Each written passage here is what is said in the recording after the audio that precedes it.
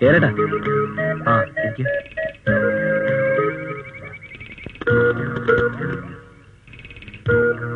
ചേരട്ടൻ എന്താ വല്ലാതിരിക്കുന്നത്? ഞാനൊന്ന് തീരുമാനിച്ചു. എന്റെ ഈ ബംഗ്ലാവും മറ്റെല്ലാ സ്വത്തുക്കളും ഏതെങ്കിലും അനാഥാലയത്തിന് ദാനം ചെയ്യും. ശേഖരട്ടൻ എന്തായി പറയുന്നത്? അതെ വിക്രമ, എനിക്ക് മടുത്തു ഈ ജീവിതം. എല്ലാവർക്കും എന്റെ പണമാണ് നോട്ടം. ആത്മാർത്ഥമായ ഒരു വാക്ക് പോലും എനിക്ക് കിട്ടുന്നില്ല. എന്നെയും ചേട്ടൻ അങ്ങനെയാണോ കരുതിയിരിക്കുന്നത്? കുറച്ചെങ്കിലും ആത്മാർത്ഥമുള്ളത് നിനക്ക് മാത്രമാണ്. പക്ഷേ നിനക്കൊണ്ടുള്ള പരിമിതികൾ. ദാനം ചെയ്യുന്നതിന് മുമ്പ് എന്റെ സ്വത്തുക്കളുടെ ഒരു ഭാഗം നിനക്ക് വേണ്ടി എഴുതി വയ്ക്കും. നിനക്കൊണ്ടുള്ള പ്രാരാബ്ധങ്ങൾ. എങ്ങുമെങ്ങും എത്താത്ത രണ്ട് സഹോദരിമാർ. ചേട്ടൻ എന്ത് ഭ്രാന്തായി പറയുന്നത്? ഒരു വിധത്തിൽ പറഞ്ഞാൽ ഭ്രാന്ത് തന്നെയാണ്. ഒരു കുടുംബജീവിതത്തിൽ കൂടെ മാത്രമേ എനിക്ക് മുന്നോട്ട് പോകാനാകൂ. ആരുമില്ലാത്ത എനിക്ക് ഒരു പെണ്ണെ ആര് തരും? അതൊക്കെ നടക്കും ചേട്ടാ. ഇല്ല, നടക്കൂന്നേ. എവിടുന്ന്? ആര് തരും? നീ തരൂ?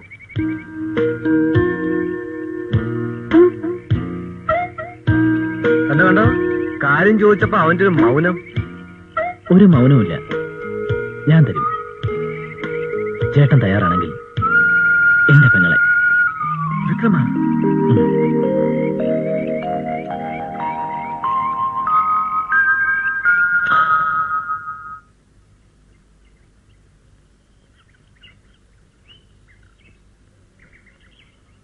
ഞാൻ ചന്ദ്രശേഖരനെ ഒന്ന് കാണണമെന്ന് വിചാരിച്ചിരിക്കുകയായിരുന്നു.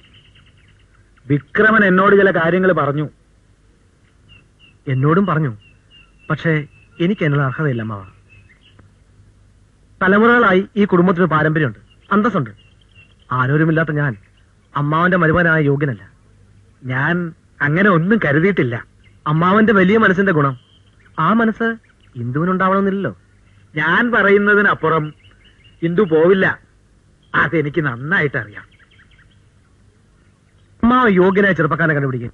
എത്ര സ്ത്രീധനം കൊടുക്കേണ്ടി വന്നാലും ഞാൻ തരാം. എന്താ ശേഖര ഇങ്ങനെ പറയുന്നത്? ശേഖരനെ ഞങ്ങൾക്ക് ഇഷ്ടമാണ്.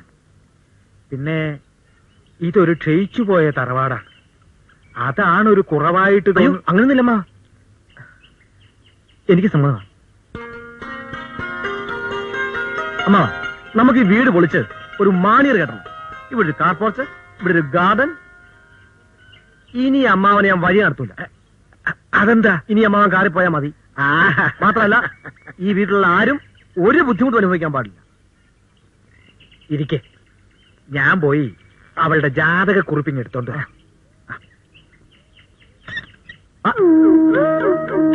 ശ്രീദേവിന്റെ അവിടെ നിന്ന് കളഞ്ഞേ. ഓ, ചേട്ടത്തി, അതല്ലേ ഇനി സ്ഥാനം. നാണം കെട്ടവനെ.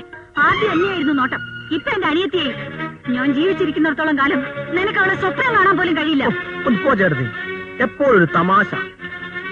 ആ, പിന്നെ താമസിയാതെ ഞാൻ ഇവിടുത്തെ ഒരു അംഗമാകാൻ പോവാ. അപ്പൊ ചേട്ടത്തിയടി തമാശൊക്കെ മാറും. ഇല്ല ചേട്ടത്തി? കണ്ടോ കണ്ടോ, അത് കേട്ടപ്പോ ചേട്ടത്തിയുടെ ഒരു മൗനം. എന്റെ പൊന്ന് ചേട്ടത്തി, എന്നോടൊരു പ്രത്യേകം പറയണോ? ഇന്ദുവിനെ ഞാൻ എന്റെ കണ്ണിലെ കൃഷ്ണമണി പോലെ നോക്കും. എന്താ എന്താ? അച്ഛാ, ഞാനൊരു കാര്യം. ചേട്ടത്തി പറയായിരുന്നു ഇന്ദു ഞങ്ങളുടെ കണ്ണിലുണ്ണിയാണെന്ന്. അവളെ പൊന്നുപോലെ നോക്കണമെന്ന്. അതെന്നോട് പ്രത്യേകം പറയണോ അമ്മാവ? ചേട്ടത്തി ധൈര്യമായിട്ടിരിക്കണം. ഈ ചന്ദ്രശേഖരന്റെ കയ്യിൽ ഇന്ദു സുരക്ഷിതയായിരിക്കും. എനിക്ക് നിങ്ങളുടെയൊക്കെ അനുഗ്രഹം മാത്രം മതി. ഇതാ കുഞ്ഞെ ഗ്രഹനില. നിങ്ങളും കൂടെ ഒന്ന് നോക്കിക്കോളൂ. ഞാൻ ഇറങ്ങട്ടെ അമ്മാവ? അങ്ങനെ ഇറങ്ങട്ടെ.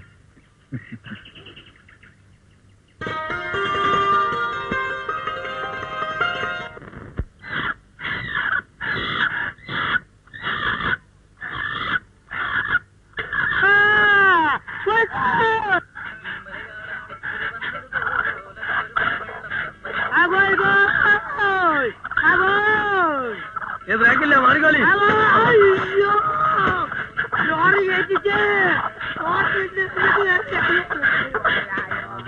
ഞാൻ ആദ്യം പറയുന്നത് ബ്രേക്കില്ല മാറിക്കോളാണ്. നമുക്ക്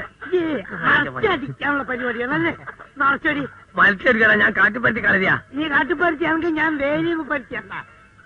അങ്ങനത്തെ ഒരു പരുത്തി. അല്ല പ്രിൻസിപ്പാളോ? പോലെടാ നിങ്ങൾ എപ്പം മുതൽ കോഴിയായി? ഞാൻ കോഴി ആയതാണ്. ഇന്ന് കോഴി ആക്കിയതല്ലേ. ഒരു മാർഗമില്ലായിട്ടാ ഞാൻ ആ കോളേജ് നടത്തിയത്. അത് 36%. ശരി, ഇങ്ങോട്ട് വരിക. ഭാഗ്യം ആരെപ്പ എവിടെ വെച്ച് കടാച്ചിക്കൊന്നും ഒന്നും പറയാൻ പറ്റൂല. നിങ്ങൾ വേണം ഇതുകൊണ്ട് രക്ഷപ്പെടാൻ രക്ഷപ്പെട്ടോളി. പോയിക്കോളി. അവിടെ പോയി ഇതെന്താണ്ട്? ഇത് കൊണ്ടുപോയിട്ട് സൂപ്പ് വെച്ച് കുടിച്ചോ. എന്റെ ഭാര്യക്ക് 2 കുട്ടിയും കുത്തിയിരിക്കുന്നു. ഭാര്യക്കല്ലോട് എന്താണ് ഭാര്യല്ലേ? അത് ശരി. ഇനി എപ്പോഴാ കാണാ? എപ്പോഴെങ്കിലും എവിടെയും വെച്ച് കാണാം. ചോട്ടിനുള്ളിൽ കൂക്കിലേക്ക് അങ്ങോട്ട് മാറിയേ. ഈ വീട്ടിലെ കാര്യങ്ങള് ഞാനും അച്ഛനോട് തീരുമാനിച്ചോളാം. നീ പോടാ. എനിക്കും അവളുടെ കാര്യത്തിൽ അല്പം ഉത്തരവാദിത്വമുണ്ട്. ഓ, ഉത്തരവാദിത്തം. അതുകൊണ്ടായിരിക്കും നല്ലൊരു ബന്ധം അനിയത്തിക്ക് വന്നിട്ട് അത് കലക്കാൻ നോക്കുന്നത്. ചേട്ടാ, ആവശ്യമില്ല ചേച്ചിയെ വഴക്ക് പറയരുത്. എനിക്ക് അയാളെ വേണ്ട. അത് തീരുമാനിക്കാൻ നീ ആരാടി? ആരുടെ കൂടെ പറഞ്ഞയക്കണമെന്ന് ഞാൻ തീരുമാനിക്കും. വിക്രമ, അയാളെ കുറിച്ച് ശരിക്കും അറിഞ്ഞിട്ടാണോ നീ പറയുന്നത്? ശേഖരേട്ടൻ എന്താ ഒരു കുറവ്? ഓ, പരമയോഗ്യൻ. കുടിച്ച് ലക്കിട്ട് കണ്ടടന്നിറങ്ങി നടക്കുന്നു. എന്നെ കൊണ്ടൊന്നും പറയിക്കരുത്. നിർത്തണ്ട, പറഞ്ഞോ. വല്ലപ്പോഴും അല്പം മദ്യപിക്കുമായിരിക്കും. മറ്റുള്ളതൊന്നും ഞാൻ വിശ്വസിക്കത്തില്ല. എന്നെ കൊന്നാലും ഞാൻ സമ്മതിക്കില്ല. നിന്റെ കാലും കൈയും കൂട്ടി കെട്ടിയിട്ട് ഞാൻ കല്യാണം കഴിപ്പിക്കും. എങ്കിലും അതെനിക്കൊന്ന് കാണണം. അയാളുടെ കയ്യിൽ നിന്ന് കള്ളും ചാരയൊക്കെ വാങ്ങി കുടിച്ചിട്ട് കൂടപ്പുറപ്പിനെയൊക്കെ നിനക്ക് വിൽക്കണോടാ? അമ്പോ, ഈ പെണ്ണും പിള്ളയുടെ അസൂയേ. സ്വന്തം അനിയത്തിയായാലും ശരി, ഗുണം പിടിക്കുന്ന കണ്ടുകൂടാ. എങ്കിൽ അങ്ങനെ തന്നെ കരുതിക്കോ. എന്റെ കൂടപ്പുറപ്പുകളോട് എനിക്ക് അസൂയ. അച്ഛനെന്തോ ഒന്നും മിണ്ടാത്തത്? എടീ, വിക്രമം പറയുന്നതിലും കാര്യമുണ്ട്. നീയോ ഇങ്ങനെയായി. അവളെങ്കിലും രക്ഷപ്പെടട്ടെ.